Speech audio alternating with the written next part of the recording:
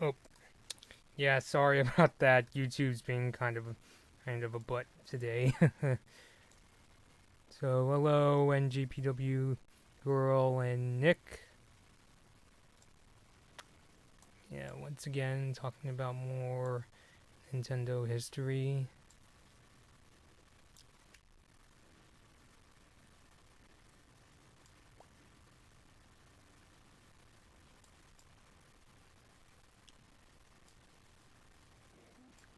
Yeah, seriously, YouTube. That was not cool.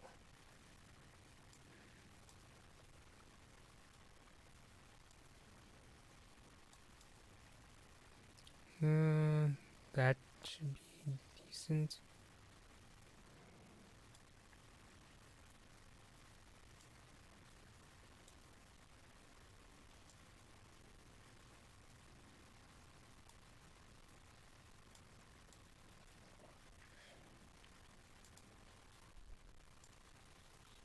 Yeah, sorry about the housekeeping.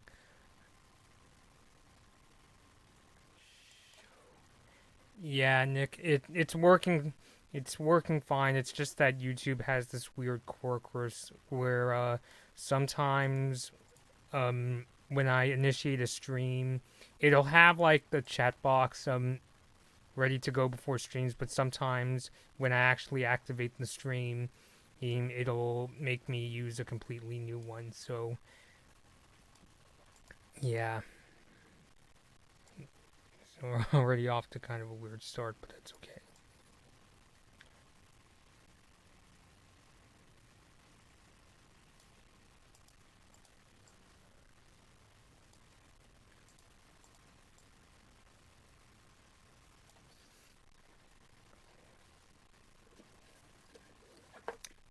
Just need to make one more need to do one more thing before I get started, and I am going to be talking tonight about the original Wii. So if anyone watching wants to go ahead and post what you thought of the original Wii, you could feel free to do so in the chat.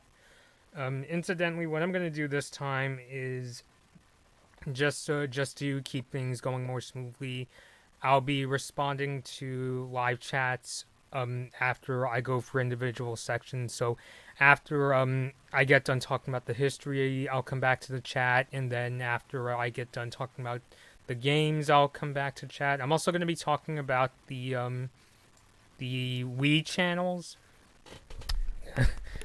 Wait, hold on. Let me adjust my audio here. I'll come back to the chat as well.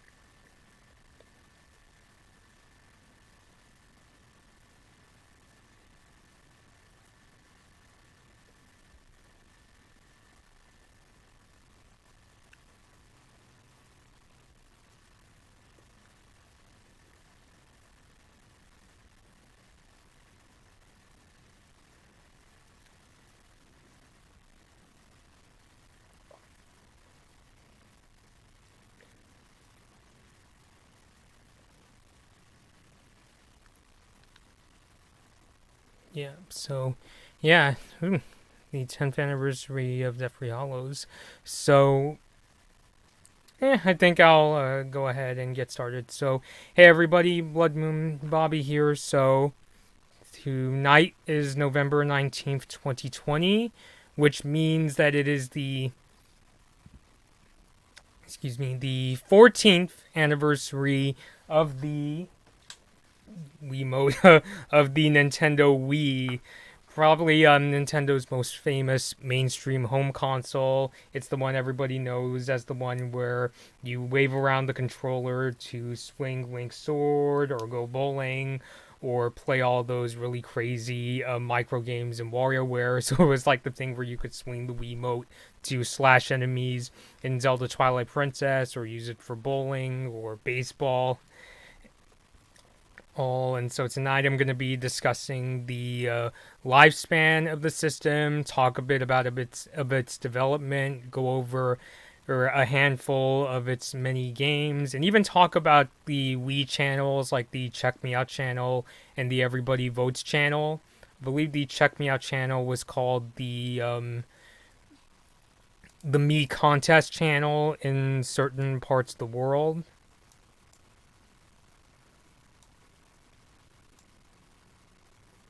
Wanted to make sure I get as much as I can from the chat. Yeah, sorry once again. I've had some technical issues with YouTube. Well, I don't know about technical issues, but some really big quirks when it comes to YouTube tonight. Nick, what did you say? I miss my Wii so much, though I did keep some Wii games. But I'll save that for when you talk about Wii games. So, I actually wanted to talk a bit about its development, because one of the first times the public found out that Nintendo was making a successor to the GameCube was E3 2004, when the late great president of Nintendo, Satoru Iwata, hinted that the company was working on something that he considered, for lack of a better term, game changing. And this is what he said at Nintendo's pre E3 2004 conference, quote, "Different also defines our approach to our next home system. It won't simply be new or include new technologies. Better technology is good, but not enough. Today's consoles already offer fairly realistic expressions, so simply beefing up the graphics will not let most of us see a difference. So what should a new machine do? Much more. An unprecedented gameplay experience, something no other machine has delivered before. The definition for a new machine must be different. I want you to know that Nintendo is working on our next system, and that system will create a gaming revolution." Keep that word in mind. Internal development is underway. And so that was when Nintendo was hyping up the original Wii. That was what they called the system. The code name was the Revolution, the Nintendo Revolution. I still remember seeing pictures of the Revolution in Tips and Tricks magazine. It basically looked very similar to the original Wii with some minor tweaks in the design, and they showed like prototypes that were in different colors. I think Tips and Tricks showed one that came in like silver, green, red, and the familiar white color that we associate with the Wii. I believe I think it was E3 2005, to show how small the Wii was. Iwata got up on stage and like pulled it out of like his coat pocket, I think. But it was basically like really, really small. And of course, we will go on to know the Revolution as the Nintendo Wii. Interestingly, my dad used to, when the Wii was coming out, he jokingly said, "It's not called the Wii, it's called WII," because they didn't spell Wii with, WE, it was WII. So, yeah, and so the Wii would go on to be released on November 19th, 2006, which would only be a couple days after Sony launched the PlayStation 3. And this is what the Wii looks like. I tried to incorporate more camera space into this video, because I know last night's stream it was really kind of crazy. But yeah, this is my original Wii that I've actually had since 2007. Most people would recognize the Wii being positioned vertically like this, and of course it would be on its stand, but I don't have it for this video. And for most of the Wii's lifespan, I had mine just sitting horizontally like this, like kind of like the Wii U.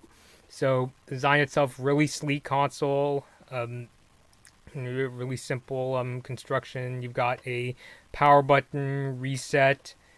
If you open this door, you can see a sync port for controllers. This is a SD card slot. They would go on to release a software update that would let the Wii work with SDHC cards. A eject button, which unfortunately mine is getting a little stuck since this is a relatively old unit. And this is the slot loading super drive. This is where you put both Nintendo Wii games as well as GameCube games. Funny enough, whenever I would get like messages from Nintendo announcing, oh, an all new channel has come up for the Wii, the slot would actually glow blue. And I remember there would be times where the disc slot would glow blue, and my mom would be like, "Oh, mommy, there's something going on with your Wii." And so, it was a good way for me to know that, hey, there's this game coming out, or there's some kind of notification from Nintendo. The back of the system has two USB 2 ports. I know that one accessory that used one of the USB ports was the Wii Speak, which was a microphone you could use for voice chat. Got the fan here, AV out, sensor bar, and I think this is the that's the power plug. Yes, that's where you plug your Wii into the wall. So, like the Wii U, I actually didn't get this Wii at launch. I actually got it the January after the Wii came out because these were insanely hard to find when they were released, kind of like the PS5 and Xbox Series X today. Um, yeah, it was the kind of thing where you couldn't just walk into Target or Best Buy and be like, "One Nintendo Wii, please." You basically had to. What would happen at like the stores near me is they would announce through catalogs like Best Buy saying, "Hey, we're gonna have the Wii in stock this weekend, so you'll have to line up and get a voucher." So in order to get one of these Wiis. And so for a long time, and what also made made me even more impatient was it wasn't just that it was the system was really difficult to find.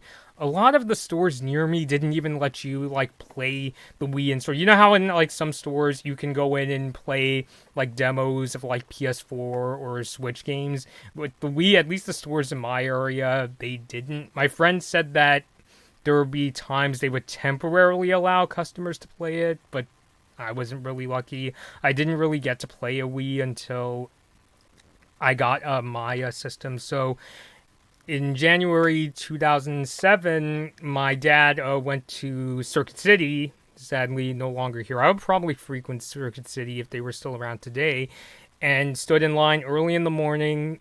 I'm very thankful for him, and got me this Wii, and he said this was the 13th Wii they sold that day. And so also another note about the design is that on the top of the original Wii you have slots for GameCube controllers and GameCube memory cards. You could play GameCube games on the original Wii, and you could also use GameCube controllers in certain Wii games like Super Smash Bros. Brawl and Samurai Warriors 3. Nintendo would later release two more iterations of the Wii. They released a Wii Family Edition later in the system's life. It was basically a system that looked very similar to the original one, just with the... I think the difference was that the logos were like turned upside down because it was meant to be used horizontally, and they took away the GameCube support. And of course they would later release the infamous Wii Mini, which was a black and red version of the Wii, and a lot of people really don't like that version of the Wii because it doesn't have the ability to go online for multiplayer or downloading games. So yeah, so that is a bit about the Wii, released November 19th, 2006 for $249.99, $250 basically, which at the time was gave it quite a competitive advantage compared to the Xbox 360 and the PS3, because the 360, I believe in comparison, it costed $299 for the more basic system at the time, and $399 for the one that came with like the HD cables, not even HDMI at the time. And the PS3, rather infamously, went on sale for $499 for a system with a smaller hard drive and lack of Wi-Fi. I think it still had an Ethernet port. And the more expensive version, which, as Kazurai said, was $599 US. And so, yeah, I had some really good memories with the original Wii. I thought a lot of the games were fantastic, and I really got into all the motion control old games at the time. And it was not only just a system that supplied some really great memories for me and my sis, it would also be a system that would really introduce us to using wireless internet and using a game system, like going online with a game system, and not just playing games online, but also doing things like downloading in games and participating in all sorts of online contests. And also, even my parents kind of got into it. I remember my mom used to hum the Wii Shop Channel theme, which I know has kind of become a meme in recent years. And I remember my aunt from Chicago once came down, and I've never seen any of my family members do this ever since. And even she wanted to play the Wii. She got into playing some of the games in WarioWare Smooth Moves. So yeah, I had firsthand experience. I've heard a lot of, stories of people who weren't necessarily into video games, but they found the Wii's motion control so appealing. They were like, I want to buy one. And so yeah, it was definitely a well-liked system. I know the Wii had its critics, which I'll get into later on in this live stream, and I'm going to go over into the games. Which actually, before I do, let me just check something.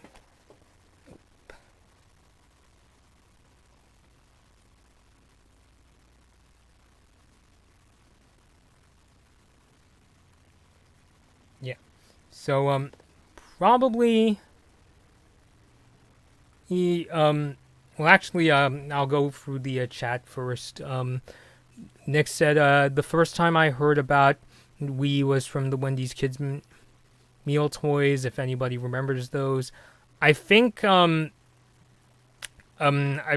King did something like that, and I'm sorry if I'm mispronouncing your name, CRP. Very antique as Nintendo Wii 2006. I never played Nintendo Wii, but play PS3. But I love retro games, friend Bobby. But I like to Nintendo and Sega. Happy birthday, Nintendo Wii. And yeah, I recommend the Wii. It's a fun system. And Nick said WarioWare Smooth Moves is a great game, but I've never played it, sadly. And yeah, I recommend it myself. It's a really fun game, and I'll talk about it a bit more in a second. So I think the most famous game that came out for the Wii was Wii Sports. And of course, this was the game where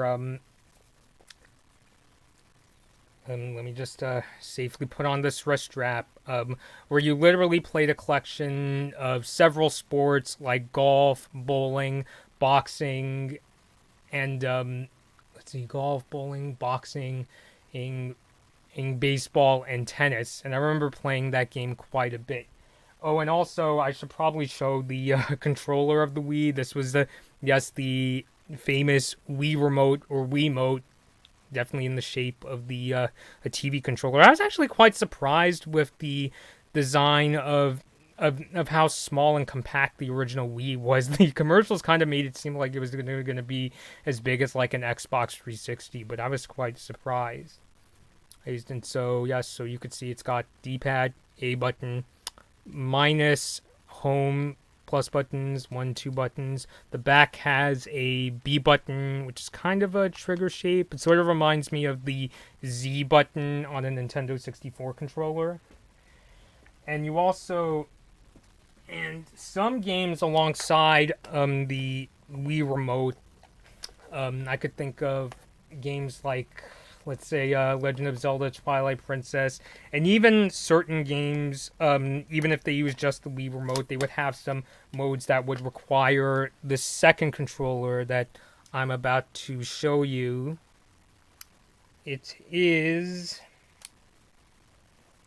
the nunchuck, the white controller, where on my right it's this thing here, which had a analog stick, C button, and Z button as well. And so it was really handy for games like Twilight Princess, where you would move Link with the nunchuck and you would use the Wiimote to slash enemies. I know that the original Wiimote actually got into quite a bit of controversy when it came out, with people accidentally throwing the Wiimote and accidentally hurting each other or breaking their TVs. It's funny though, I thought when I first heard the news, I was like, oh no, this means that I'm not gonna get a Wii, and I got down on my knees at Toys R Us and said, curse you, Nintendo. But my parents, we'll still get you Wii, and I think they were aware. One of the problem was, some people weren't putting on the wrist strap, which I highly recommend putting it on so that the controller doesn't go flying. But it was also because the original Wiimotes, not the one I'm holding, this is the one with the fixed Wii strap, where the little this thing has like a clip, this lock that makes sure your hand stays on the wrist strap. The problem with the other one was the original one didn't have this lock on it. It would just have like a thing, this little device here that would just slide up and down. And one of the downsides of that, I noticed, is that over time, as you're playing with that Wii strap, the little device would gradually start to slide down, and I would have to adjust it on my wrist to make sure the Wiimote doesn't go flying and I don't accidentally break my TV. So that's why Nintendo would go on to have this new version with the lock, and they would also include this Wii Remote jacket for protection. I even remember when the Wii first came out, they even put out a message, Nintendo put out a message to Wii owners saying that they had some sort of program to give people I think it was either, I don't remember if it was either a jacket and the new wrist strap or something of the sort. But yeah, basically, as long as you're using especially the newer controllers with the lockable wrist strap, you should be fine. So I do highly recommend it. So yeah, so Wii Sports was the packing game. Unfortunately, I don't have my copy with me. It's gone missing, unfortunately. But what I do have is this It's Awesome sequel, Wii Sports Resort, which has a ton more events. Like there's also like a sword fighting event and or water or events. Let's see what else is there. There was also a basketball game and archery, and there was also like an airplane flying game where you can use the Wiimote to basically go flying around what they called Woohoo Island. And there was also a frisbee game, and that was actually one of the first games to support what they would call Wii Motion Plus, which was basically enhanced motion controls. At first, it was just a little accessory that you would attach to your Wii Remote, but Nintendo would later release Wii Remotes that would come with Wii Motion Plus built in. So yeah, so both Wii Sports and Wii Sports Resort are really fun games to play. And I think for me, like I said last night in my Wii U stream, that I liked the packing game for the Wii U, Nintendo Land, but I didn't love it the same way I did with Wii for Sports. I think that's because with with Wii Sports and Wii Sports Resort, the way to play, it's basically effortless. Like, oh, okay, so you swing the Wiimote to go bowling, you go slashing the Wiimote like this to do the sword fighting games in Wii Sports Resort. So it was so like easy to understand and so straightforward that even in like your mom, dad, and grandma could all get into the action. Whereas with Nintendo Land, it wasn't necessarily as like obvious as just swinging a controller or to do things in the game. I think the biggest launch title that came out for the original Wii was Legend of Zelda Twilight Princess. This was actually the first game that me and my sis got. I think we even picked this up before we could get our original Wii, and so haven't completed this yet. I have seen the ending at my friend's house, and of course people really like the game. Nintendo would later go on to release an HD version for I think it was the Wii U. So yeah. Next one is Excite Truck. Oh, man, going back in time, I really wish that like I picked this game up as like the launch title, because like this is a game that's still fun for me to play even to this day. I even mentioned it in a recent video where I talked about Wii games that I wanted to see remastered, and Excite Truck is a really enjoyably chaotic racing game. Basically, you drive these trucks and SUVs and races all around different parts of the world. Like they have courses that are inspired by Mexico, Fiji, Scotland, and so forth. And yeah, just a ton of fun going around doing all sorts of different tricks, having the trucks go through different rings and making them fly and crash through trees and crash into other trucks. So I highly recommend this game, especially if you really like racing games. You're gonna love Excite Truck.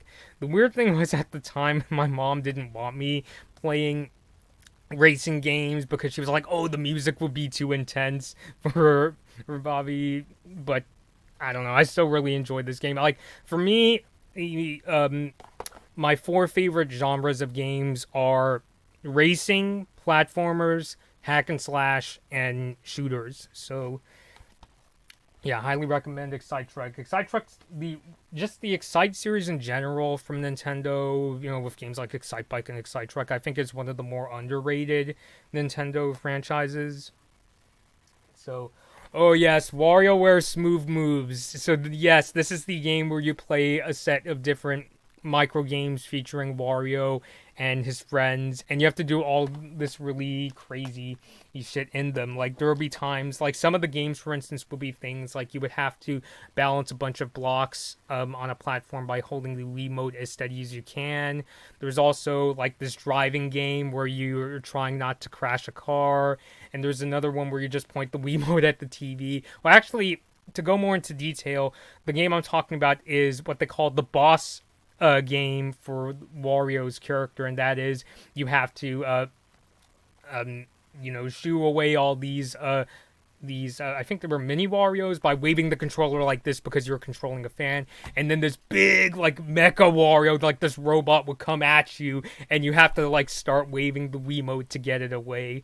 It's probably an example of a WarioWare game where, or Wii game, I could say, because I know a lot of skeptics, and I get it, are saying, the Wii motion controls are just the kind of thing where you could just do this with the controller and it'll be okay. I think it's like the kind of game where it's like you probably don't need to do all of the really crazy moves. Like there's also like a running game, and you could probably just beat the running game just by shaking the controller. But I kind of just get into it. I'm just like, I'm just gonna run just like the character on the screen. So I've had many good times with this game. There was also another one of the boss battles was this dance game where you have to get your movements in time, and I would like, it wasn't necessary, but I would like to do all the dance moves they would show on the screen, not just the ones that I had to do, and my family got a real kick out of that. So, yeah, WarioWare Smooth Moves. This was the game that even my aunt, who doesn't play video games, was like, oh, I want to try it. And I remember she would try to balance. There's another game where you have to like balance a broom on your hand using the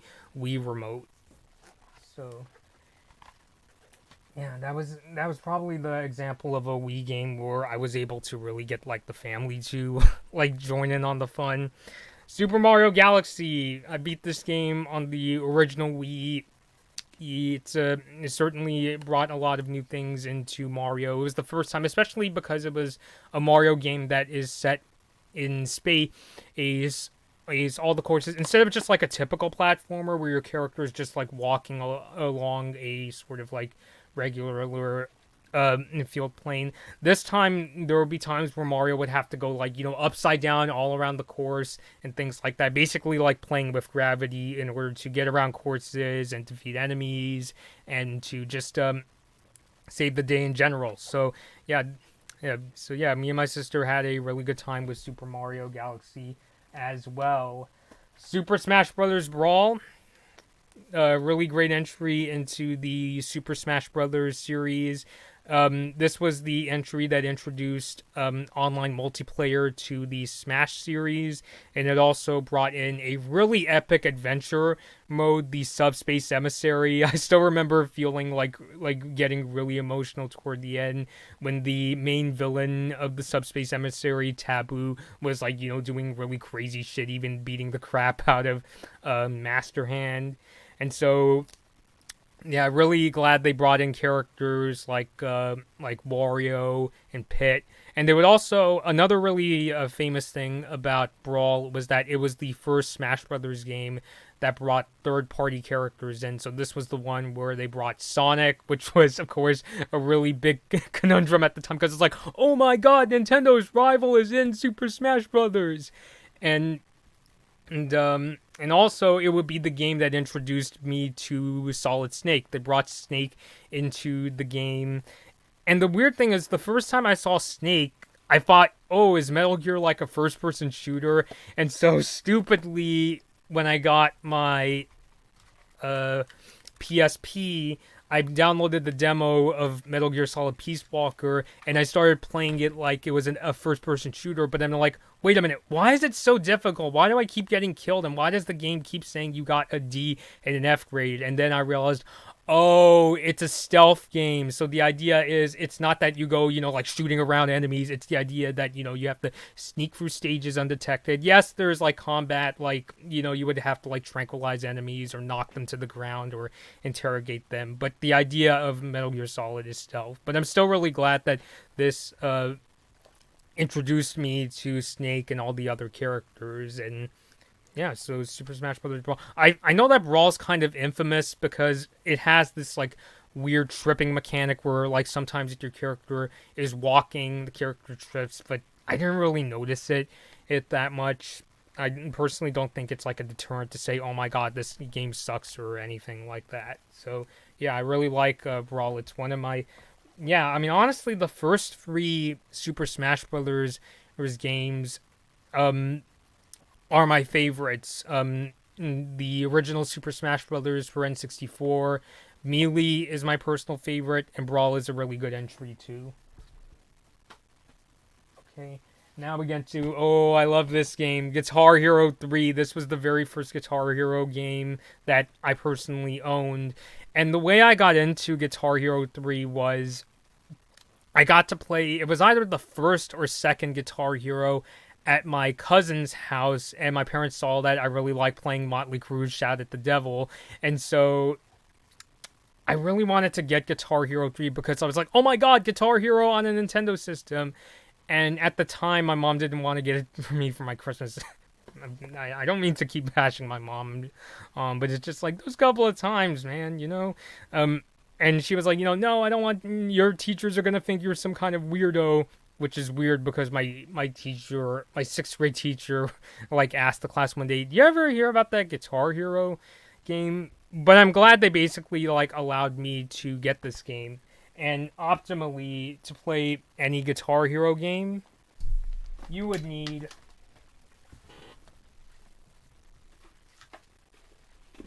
this controller, the guitar-shaped controller here. And the way it worked on the original Wii is that you would actually plug the Wiimote into this slot, and that's how, you could go around and, like, play, like, all sorts of games. So... And what was significant about Guitar Hero 3 was that this was really the game that really got me into listening music. So all those times where I'm on my earbuds listening to music all the time, and you could thank/blame this game. Excuse me. And it introduced me to rock bands like Aerosmith, The Who, Sex Pistols, AFI, The Strokes. I really liked Reptilia. And after I started, playing all the songs in the games, I was like, oh, those are really cool songs. Where can I get them? I started downloading them I got an iPod Touch, and I started playing those songs on my iPod Touch, and it got me into music. And from there, so I started listening to a lot of rock music, and I would go on to listen to even more genres. Like I really like pop music, like, for example.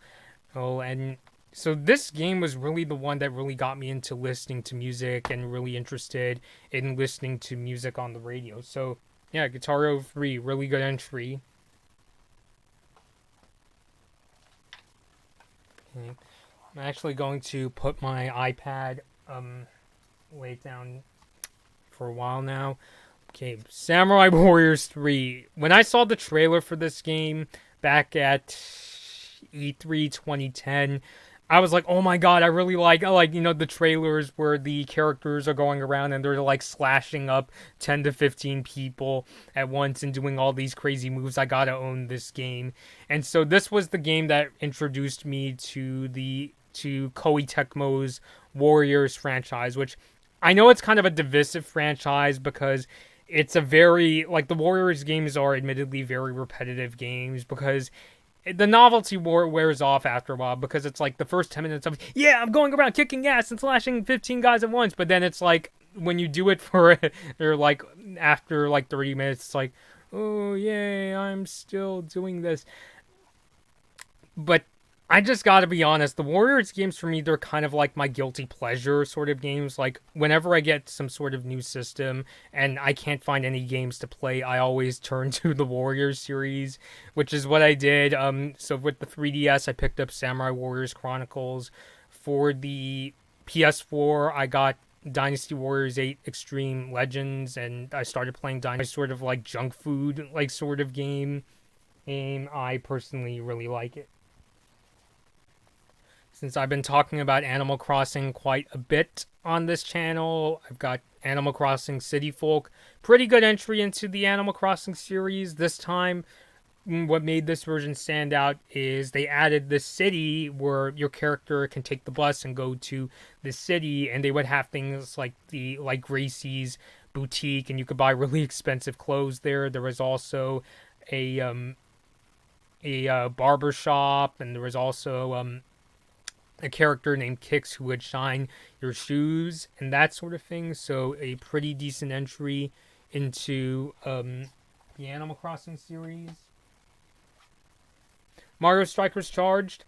which they really enjoyably chaotic. It's actually, yeah, surprisingly for a Mario game, like, where the characters are like, really aggressive in this game, and they're going and kicking around this, like, really fiery metallic soccer ball, this kind of extreme soccer game with Mario and his friends, and they would do all these really crazy moves. Like, I remember one of the characters would like do this thing where or they would make like rocks come out of the ground and it would like pierce the other players. I think Mario could turn into some sort of giant and just start stomping around. And Mario, when if he gets the ability to do the special move, he just goes around farting and stinking up the whole place. Yeah, I gotta love Wario. Now we get to. This is actually a really interesting, especially for the time period, the what was known as the Operation Rainfall campaign. It was basically a online movement to get Nintendo to release some of their games that they only released in Japan and release them in the West. And so I have probably the most famous game of that movement, Xenoblade Chronicles JRPG. I've played quite a bit of it myself. It's really a interesting game. I remember picking it up from GameStop, and I remember Nintendo first announced this game at E3 2009 as I think it was called Monado something something, and they didn't really give any new details, especially for a North American release for a long time, and it seemed like it was never coming. And then when this movement started pumping up, it was after that Nintendo was like, okay. And so I remember it was the December before Xenoblade came out in North America. I turned on the Nintendo channel on my Wii, and I was like, "Oh my God, they're gonna release Xenoblade in North America after all." And so yeah, they did it. I also have the Last Story, which was created by Final Fantasy creator Hironobu Sakaguchi. My sister was really the one who got more into this game. I'm not really I'm into these kind of JRPGs, but I know a lot of people like this game. I'll come back in a second. There was a third game that was part of the Operation Rainfall movement. It was called Pandora's Tower. It's basically a action adventure hack and slash game where you're going around hunting these beasts so you could feed its flesh to the protagonist's lover, who's going to turn into a monster if she doesn't eat enough of these meats.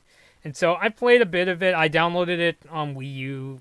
I don't know. I didn't really get into the combat, but maybe I'll try it again one of these days, because I remember Pandora's Tower was the game I was actually the most hyped for, but in practice I was like, I honestly played a bit more of Xenoblade myself, but maybe I'll try it again one of these days.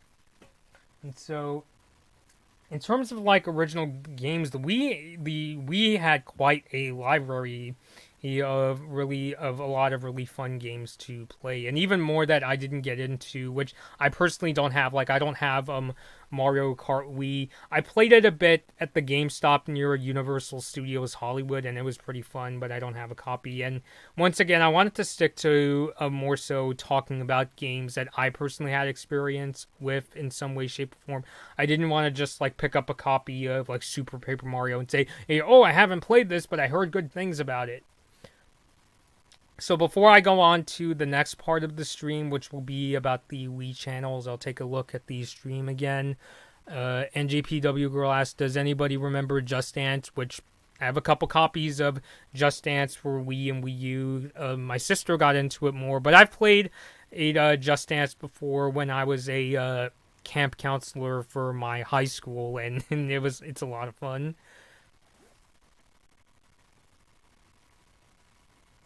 Yeah, Snake and Smash Brothers was so weird at the time. What do you mean by weird, Nick? And you also said Brawl and 3DS are my favorites. Smash Brothers Wii U is okay, and I've never played Smash Brothers 64, Melee, or Ultimate. In terms of what I think of the other Smash games, I also really like the 3DS version. Wii U is pretty good too. I am sad that it doesn't have an adventure mode, but as far as like a straightforward fighting game goes, I think they're pretty good. Smash Brothers 64 is my second favorite. Melee is my all-time favorite. Ultimate, I have a very strange, like, sort of feeling about Ultimate because I remember when I got this game, I actually found it to be surprisingly tricky at first. I remember I used to get really frustrated with that game, especially when I had a hard time unlocking characters.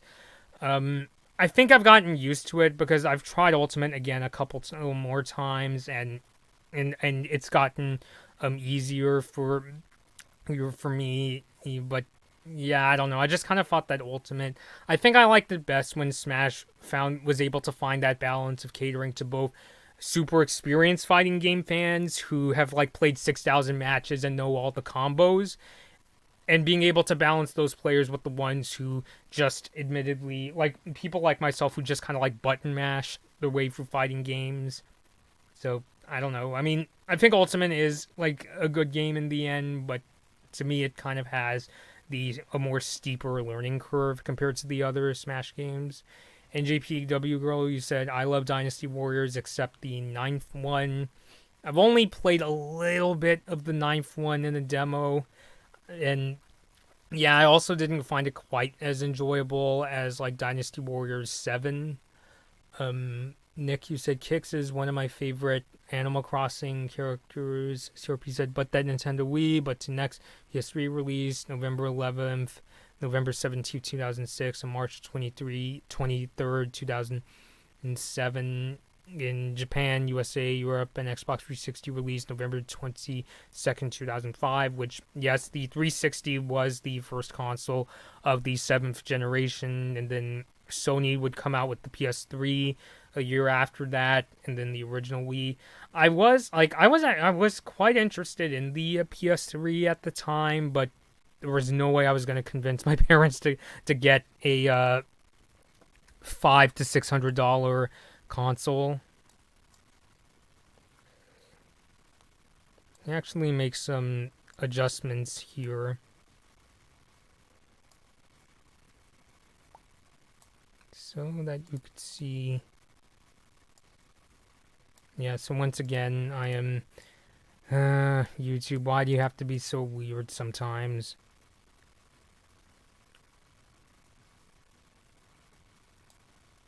Okay.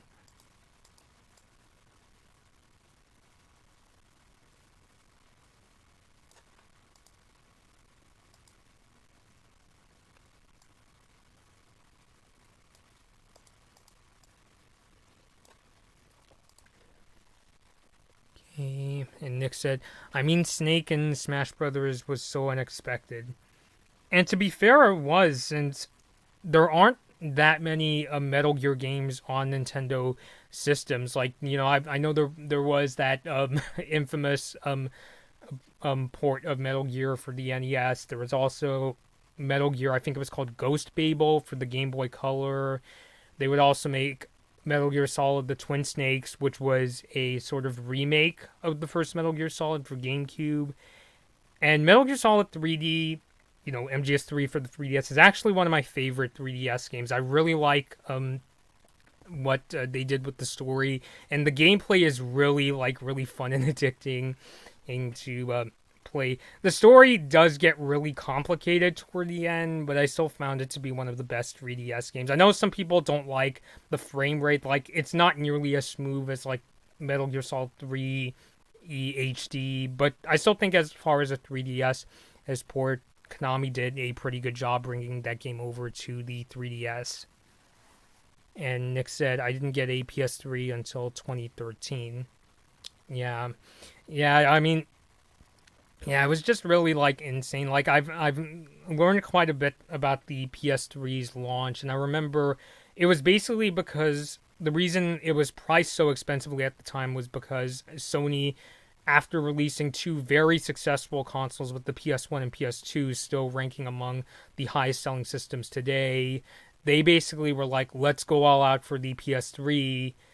And when they released it as expensive as they did, it just kind of, you know, bit them in the ass, and it took a couple years for the PS3 to really take off. And it was also, from what I hear, a really difficult system to develop for because of the cell processor. But I am glad that in the end the PS3, it may have had a rocky start, but I'm glad that ultimately it had a pretty happy end. May not be the happy ending that Sony wanted, but for a system that they were able to very successfully turn around, I'd say they did a pretty good job. And I've played a few PS3 games using PlayStation Now, like Ninja Gaiden, Sigma, and Dynasty Warriors 7.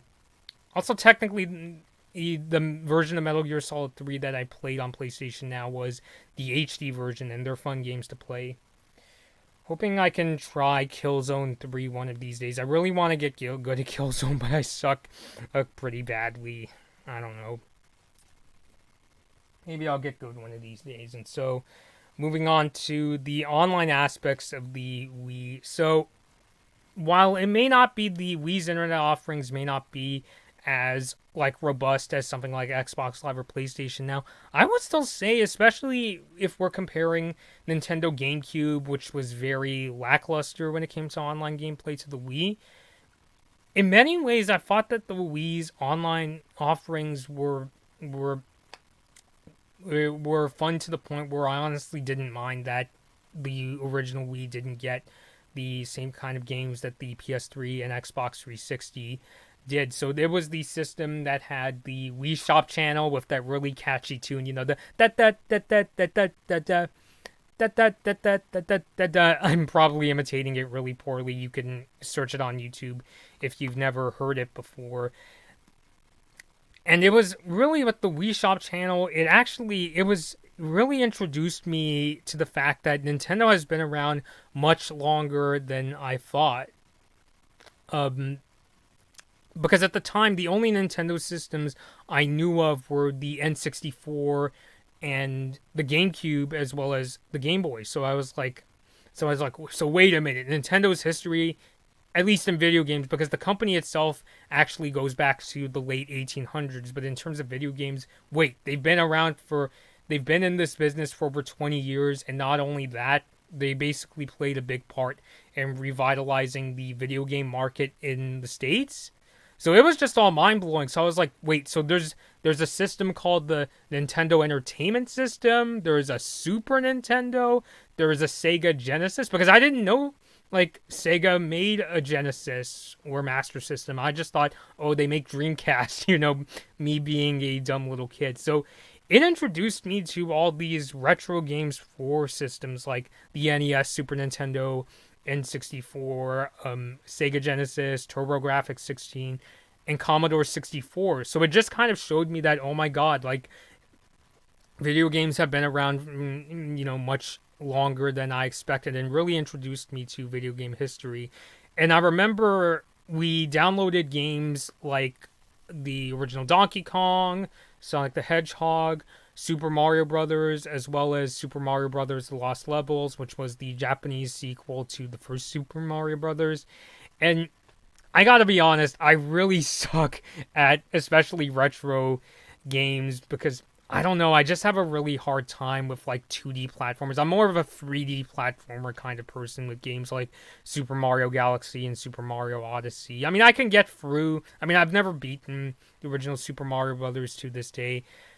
But I think I look at more retro games as a way to... I play them more for educational kind of reasons instead of, oh yeah, I'm going to have so much fun with Super Mario Brothers. There are retro games that I legitimately play to have fun, like Pac-Man and Excitebike, but I think I play them more so to see, oh, this was Donkey Kong's first game, or, oh, that was that Super Mario game from 1985, or, oh, this is what the Super Nintendo was like back in the day. So it was still a worthwhile experience, and especially for me now that I talk about the video game industry as much as I do on YouTube, I would say that the original Wii really planted that seed for me that I realized, wow, I didn't realize how long video games have been around. And And funny enough, even like my mom like recognized. I think she recognized both the first Donkey Kong and Super Mario Brothers because my older cousin, she recognized those games from when my older cousin was a kid and he used to have a NES, which she says she's held on to, but I have no idea where it is.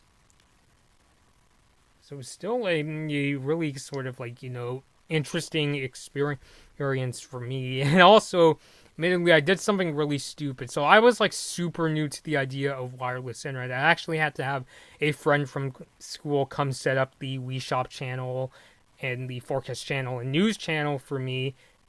And it was such a new concept to me that when I heard about this thing called the Wii Shop channel, I asked my friend, "Is there like a clerk, like when you go shopping at the grocery store, and is that how you pay for things?" And he was like, "No, that's not how it works." And so, oh yeah, and also I just remembered, and the Wii Shop channel also had this thing where when you downloaded the game, the way they instead of a progress bar, what they would do it is they would have like 8-bit Mario run across the screen, and he would jump on the question mark blocks every time your download was getting close to finish. And on the last block, you would like jump on it multiple times to indicate your download is finished.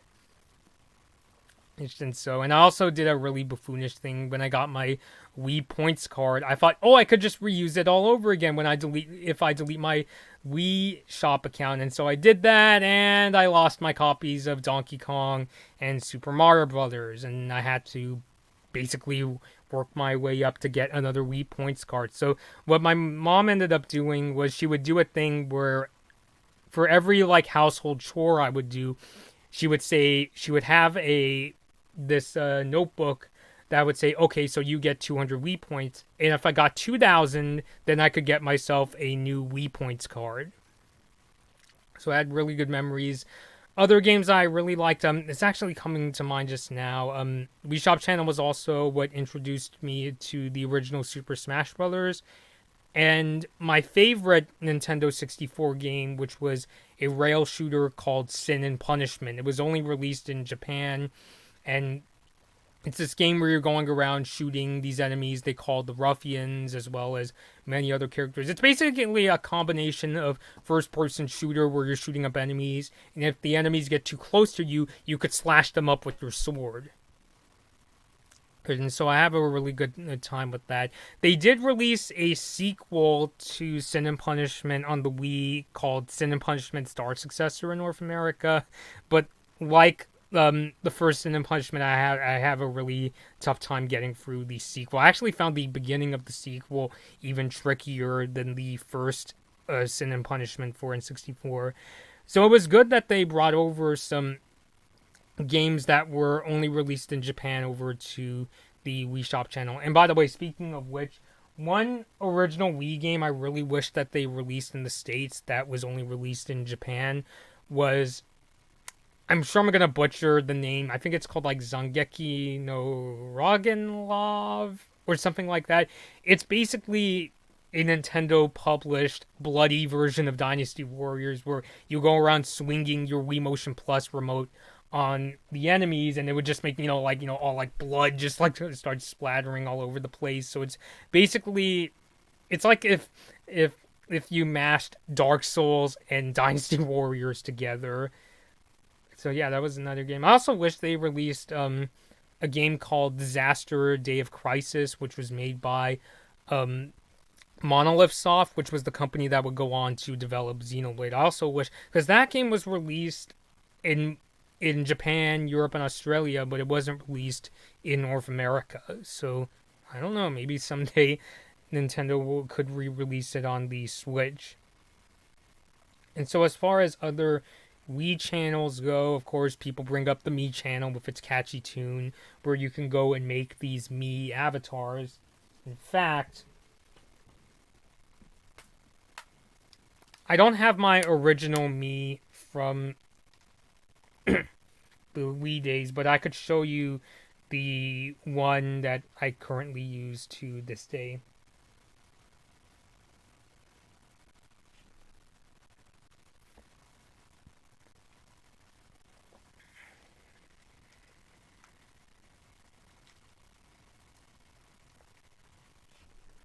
It's actually I updated my Me on Switch. Oh wow. Oh, you can't really see it. Oh, never mind. And yes, I can't show you. But yeah. So Me channel, we would have a good time. Designing Mii's. I remember designing Mii's of both my friends as well as my family members, like my dad, sister, and mom. There was also the photo channel where you could show photos from your camera on an SD card. Had some really crazy music in there.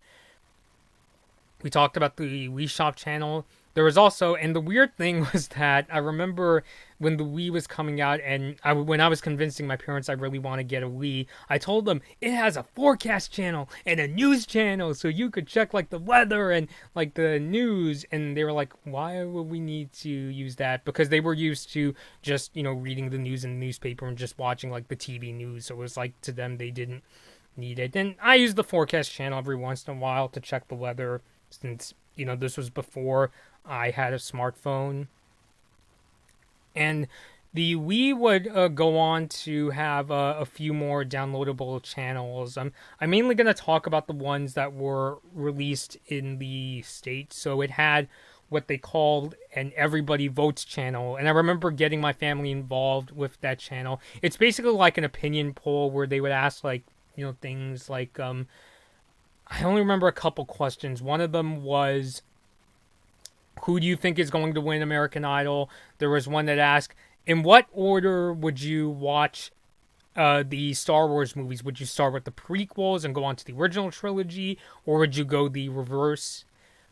And they also, another poll was, do you recycle? So, it was fun for me and my sister to get into. I remember, because I didn't understand PR at the time, I remember using the feature where you could request polls to Nintendo, and so I requested one asking, hey, why don't you have one asking people which candidate they're going to vote for in the upcoming election? And I was like, well, now I know why. So, yeah.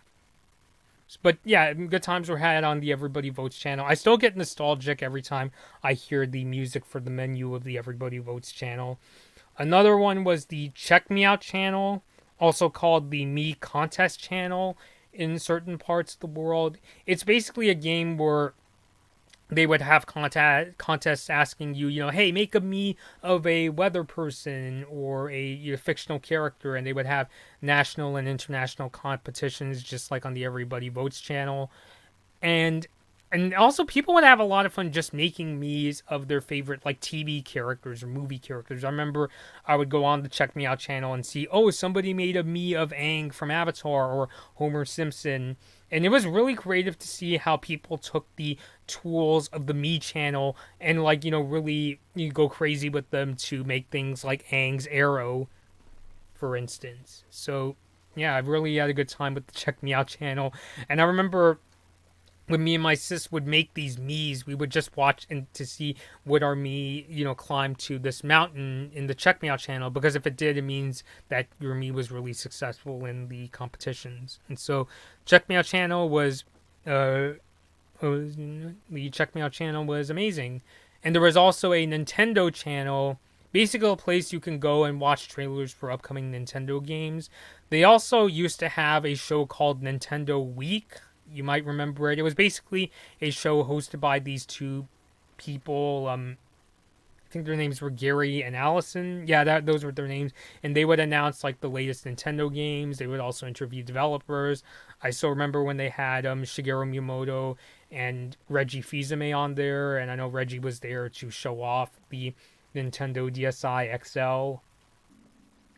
And yeah, and just Carrie and Allison would go on these really cheesy sort of adventures. Like when Glory of Heracles was coming out for the DS, they did an episode where they dressed up as like Greek characters and they had Zeus in there and that sort of thing. They basically occupy a similar spot as the Nintendo Minute Show on YouTube, the one with Kit and Krista. So that was the equivalent nowadays. I think today the Nintendo channel might be seen as kind of redundant, since it's like, oh, I'll just watch Nintendo's trailers on YouTube. But I still remember it was quite useful watching it to see the latest trailers from games, You could also download demos of Nintendo DS games and send them over to your DS as well.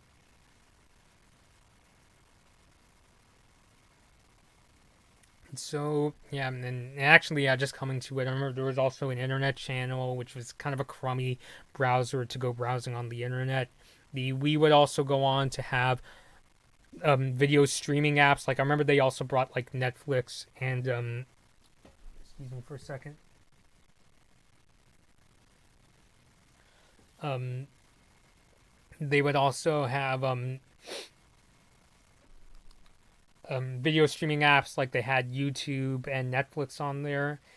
And so yeah, I mean, just the we just had like it really had a ton of games. I think it was actually a really good example where if Nintendo's strategy was like attracting customers in ways and not just having video games and having other kinds of interactive experiences, I would say they probably had the most success with the Wii channels because even though they weren't really games, they were just things like, oh, make a me that looks like a weather person or answer this opinion poll. It was still really fun getting the family involved in, I would say. So actually I actually need to step out for a second. I'll be right back.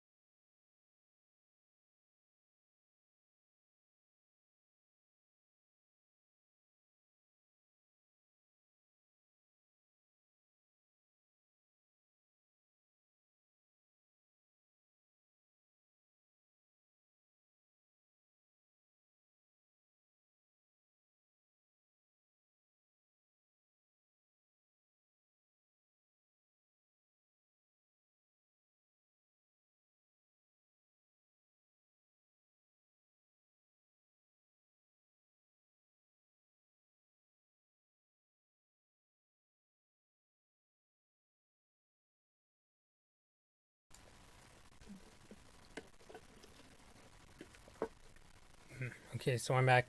Oh, by the way, some of the retro games from the Wii Shop Channel, like the N64 and Super Nintendo games, required the use of a different controller. You couldn't use a Wii remote for those games. You had to use a controller that was sold separately, like this classic controller here.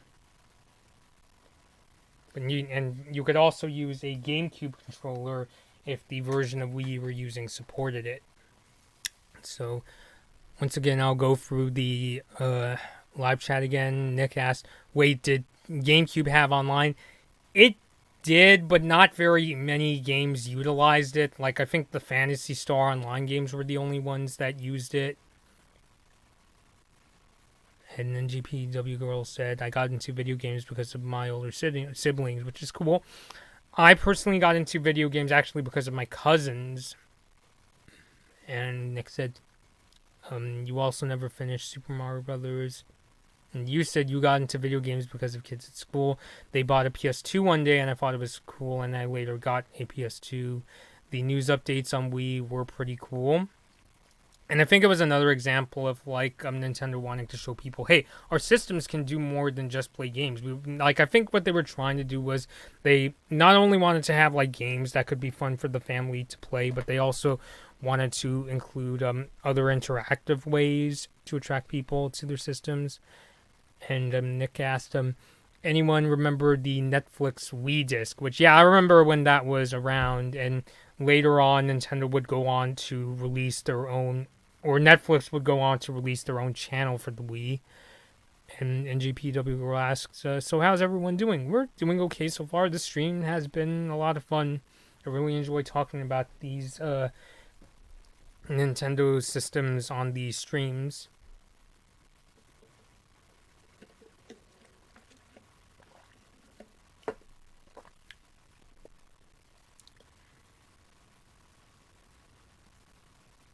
Okay, so I think I'll get on to my last thing I wanted to talk about here. I'll keep the stream going, but this was the last planned thing I have for the stream, which is to talk in a more like sort of analytical angle of the Wii and maybe talk about maybe some of the downsides I had with the system. So I would say the original Wii definitely had a really good amount of fantastic games to play, both games that utilize motion controls like Excite Truck and Wii Sports, and even games that didn't use it as much like Xenoblade and Wii Sports were also really amazing games. And I also really like the other interactive experiences Nintendo released for the original Wii, like the Everybody Votes channel and the Check Me Out channel. So yeah, I think so. I think that those were what made the Wii really fun. It really introduced me to the worlds of online gaming and even sort of music because Activision released Guitar Hero 3 for the original Wii. I know one of the things that people bring up, and I understand where they're coming from, is one of the big criticisms of the Wii, and I saw this quite a bit in my research for this video, was how the Wii was not nearly as powerful as the Xbox 360 and PS3. It is more powerful than the original GameCube, but you're not going to be playing God of War 3 on a Wii anytime soon. And I also know that's why there's a lot of people out there that don't like the original Wii and straight up hate it. And I understand, like, it is the kind of thing where it's like if you are looking to play games like Ninja Gaiden, or even games like, I know that some Call of Duty games made it onto the Wii, but Modern Warfare 2 didn't make it onto the system. And if you were especially looking for those games, like, basically the versions for the PS3 and the 360, the Wii was not powerful enough to support those sort of games. So, yeah, and I think that, and honestly, if the Wii came out today, I'd probably look at it with a lot of skepticism, especially nowadays, is because I've become very interested in playing a lot of hardcore third-party games. Not that I, dislike Nintendo or anything, but it's the sort of thing where I'm like, I really like Nintendo, but sometimes it's like, what are the other, like, consoles doing? It's kind of like living in a house, like a really great house, but your next-door neighbor is cooking up a barbecue, and you're just like, whoa, that looks good, I want to come over and try it.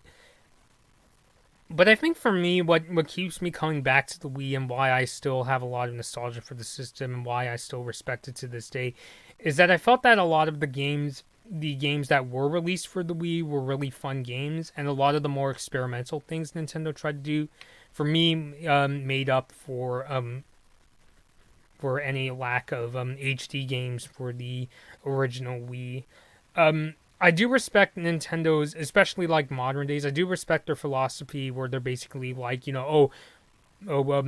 prioritize like innovating gameplay, innovating through our games much more than like trying to bring the highest resolution graphics and that sort of thing. And it is a philosophy that I do ultimately respect, and I do think I think that's why many retro games still hold up to this day, because they're still fun to play regardless of how old they are. Like, I still like playing Super Smash Brothers for the N64 and Excite Bike for the NES. Like, what matters most is they're fun, and even some of them have really powerful stories like the Earthbound and Mother games.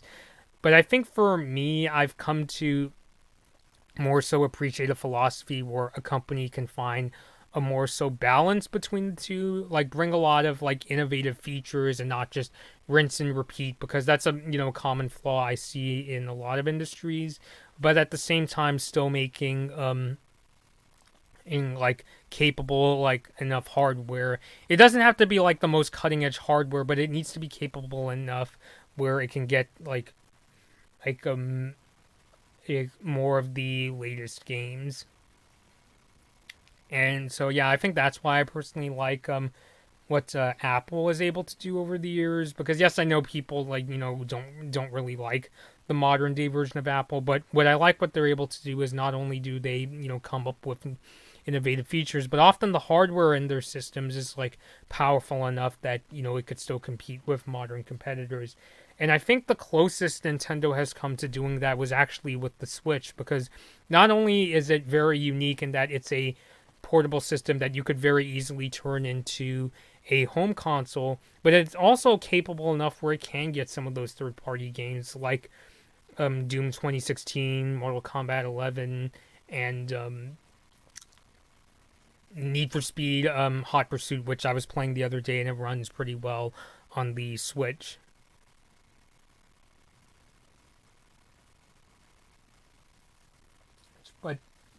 But I think overall, despite what may lack in graphical hardware, the Wii still has some really fun games to play to this day.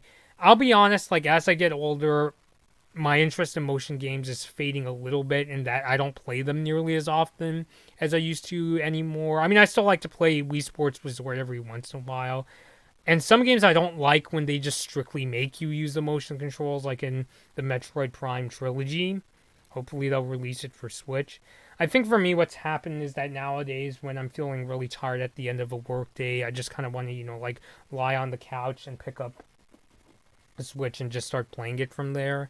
And so I think I like it, I also like it better when Nintendo's innovations can really adapt to the habits of their consumers. And I think that's also why the 3DS was also really approachable in that, yes, it's unique in that it has two screens and my Mii is sleeping, but it still, pretty much plays like the kind of console you could just, sit back and relax and hang out and that sort of thing. But overall, I would say the Wii is definitely a, unique chapter in Nintendo's history. It was really successful for them. I think it nearly sold 102 million units, which would make it the most successful mainstream Nintendo console. And yeah, I think it really worked, especially at the time, and it was able to attract a lot of people who may not be super interested in video games, but may have been interested in trying out Wii Sports. So yeah, so in terms of a business philosophy, it worked especially well at the time. As many point out nowadays, it's not a really viable approach anymore, or since a lot of those sort of people will probably stick more so to smartphones rather than getting a dedicated game system. But I still applaud the Wii for its fun games and its, in its unique experiences, both playing games as well as its fun channels that it had.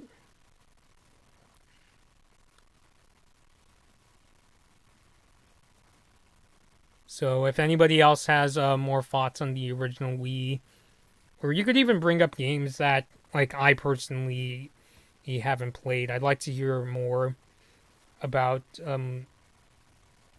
Wii games that I might not have tried out.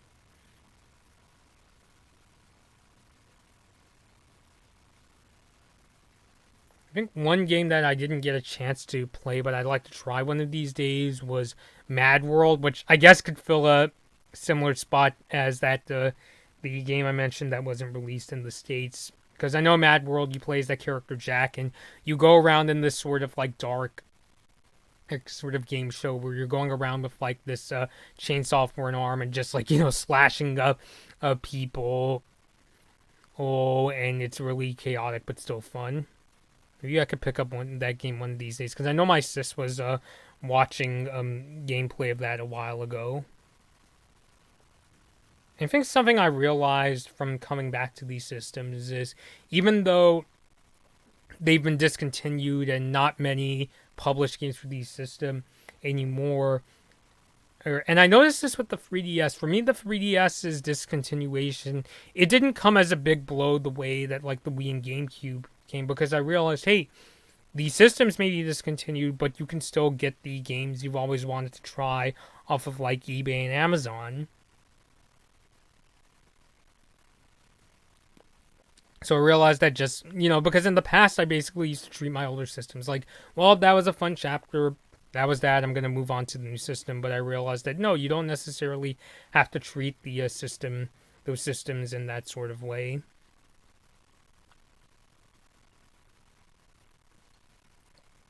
So if you're just joining in, I'm currently talking about the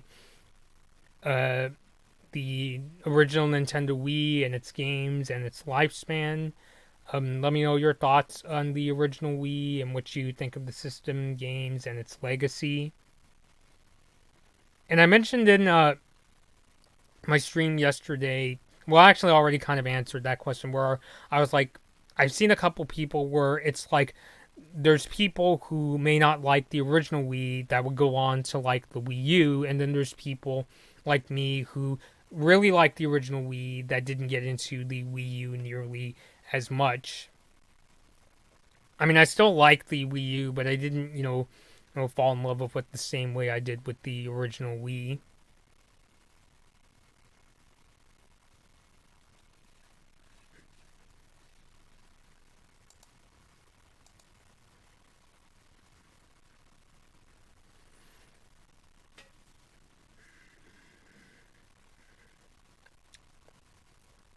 Yeah, so honestly, the whole idea of the stream, I was honestly kind of taking a chapter out. I was inspired by both Tweeterman287 and Adam Korlick's historical videos where they discuss like the history of the console to make the stream.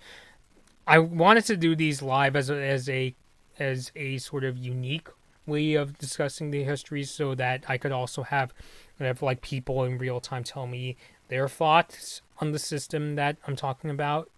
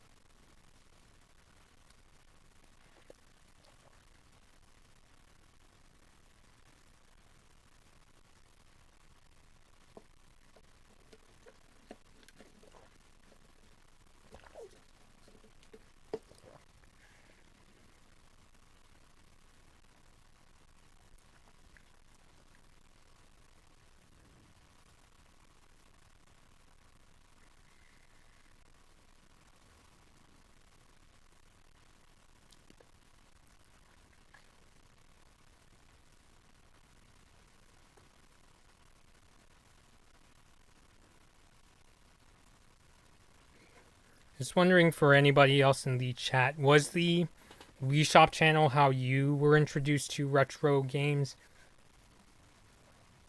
I think technically the very first time I played a retro game was through Animal Crossing on the GameCube, because you can get NES games in the game, but I only kind of like dabbled with them. I didn't like play them seriously. I didn't know what they were called and that sort of thing. Like I didn't know they were NES games. I just thought that like, oh, these really old games and that sort of thing. I didn't think about them too much at the time.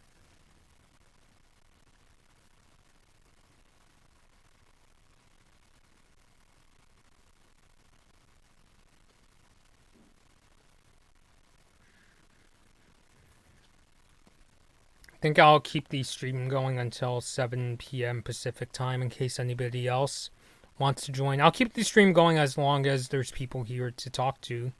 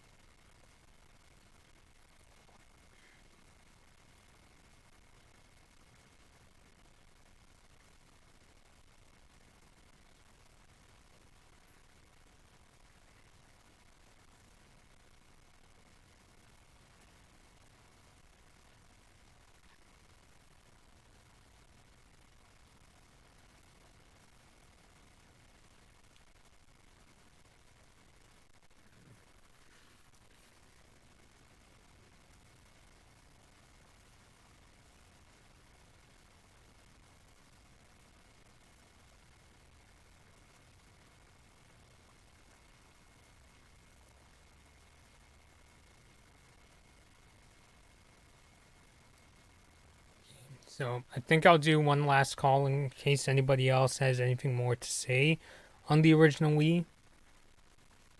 Before I go, I'll point out that I'm currently, so I'll keep the stream going as long as there's people to talk to. Before I go, something I wanted to say is I am planning to do a stream on the original Nintendo DS this coming Saturday for its anniversary. As I said yesterday, it is going to be turning 16 years old. Honestly, kind of feels like yesterday when I went with my dad to pick up the original DS at the EB Games in my hometown.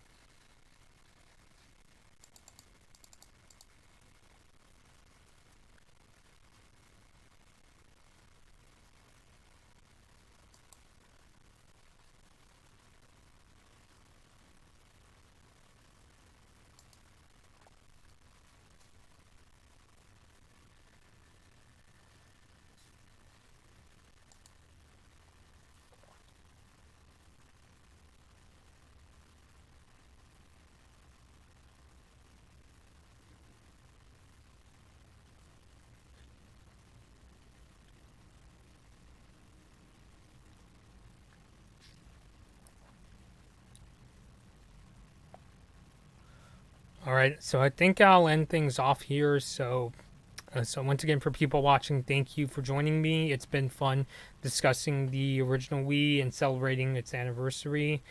Like I said, the idea of the stream, I didn't just want to come on doing a stream saying, "Oh my God, Xenoblade is so fun," and I love the original Wii. I also wanted to do my own analysis as well and talk about the impact the system had on me at the same time. And I'll be doing much of the same with the original DS this coming Saturday.